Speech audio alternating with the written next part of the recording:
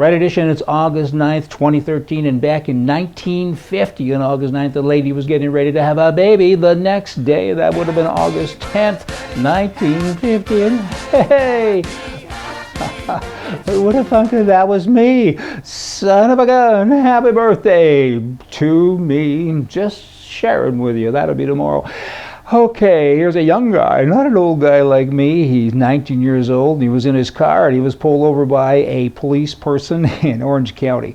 And the sheriff's deputy was kind of crabby that night. He was a 30-year-old deputy, and he didn't like the 19-year-old, didn't like the people with him. And when they weren't looking, he took his pepper spray, and he sprayed it on their pizza. Good thing that's not going to happen on my birthday tomorrow, because I ain't having pizza. In any event, these kids went home, and they ate the pizza pie. They all got sick, and now they figured it out, and now they have charged the sheriff's deputy with all kinds of neat things, and we'll see what happens. Why would a man do that? Anne Rand. I read Anne Rand. Have you? She's a Russian immigrant, came to America. I think she was about 21, and she, is a very famous author and capitalist and so on, and her novel Fountainhead, for instance, has sold millions and millions of copies, and she had to go to 12 publishers who all said the manuscript was too intellectual, too controversial, and that no audience has existed for it. And the 13th publisher said, hey, you know what? I think this is going to work. Let's print it. It's kind of like Winston Churchill. You got to do this. Never, never, ever, ever give up. Most famous speech in the world. Just wanted to share that with you. Okay, Obama. He says that last year we created 953,000 jobs, and aren't we great? Well, you know what? Firstly, 731,000 of those are part-time jobs, and probably they're all jobs to the government. It's kind of easy to create new jobs when you hire people with taxpayers' money. Dumb person. A national poll recently shows that a majority of Americans support stand-your-ground laws. What a shock that is. Of course they do. Canadians do as well, and in Canada it's against the law to protect yourself. I mean, would you rather have a cop on the phone or a gun in your hand if a bunch of bad guys kick your door down and come in and the government there says, so what? Put up with the abuse and give us a call, and we'll come later and measure the body and take a report if you're still living. I'm digressing, but hey, it's my birthday. I can do that if I want. But I've just shared with you that people are saying this, hey, Obama, we hear your noise, we hear all the saber rattling and everything else, but we want to be in a position to stand our ground. Leave us alone. Maybe politicians should just pay attention. Here is a guy. He's calling white people this. And he's not a Republican. I almost lost my head there. He's a Democrat out of New York.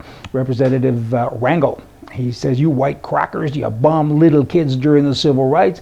What a guy. I mean, what a bunch of racist people. And they're calling us white people named white cracker. How dare you? I mean, imagine if we called him something that wouldn't be a white cracker. It would probably be a brown or a black something else. What would happen to us?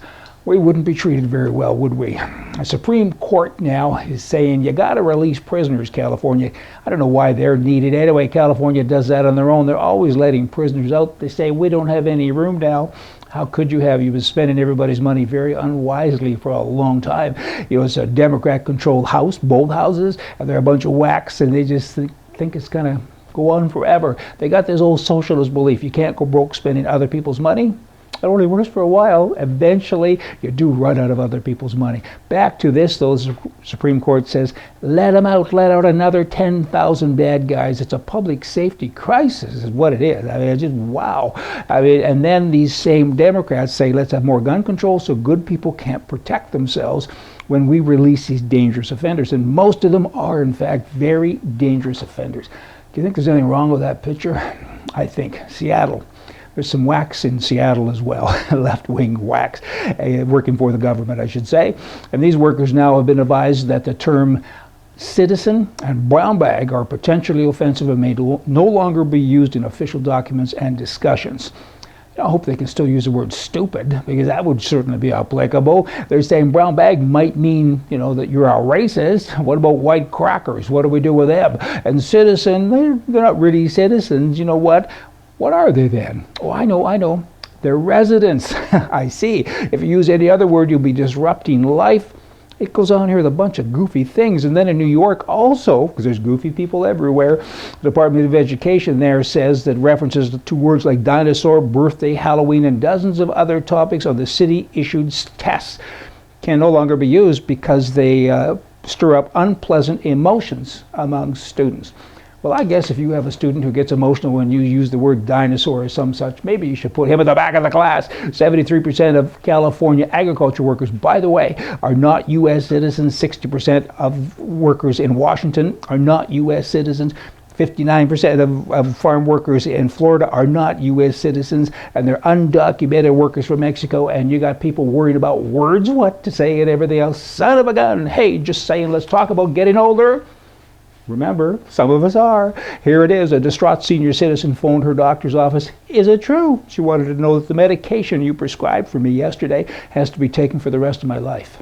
Yes, I'm afraid so, the doctor told her. There was a long moment of silence before the senior lady replied, I'm wondering then just how serious my condition is because this prescription says no refills. Yeah, come back tomorrow and we're going to know more for you from the right.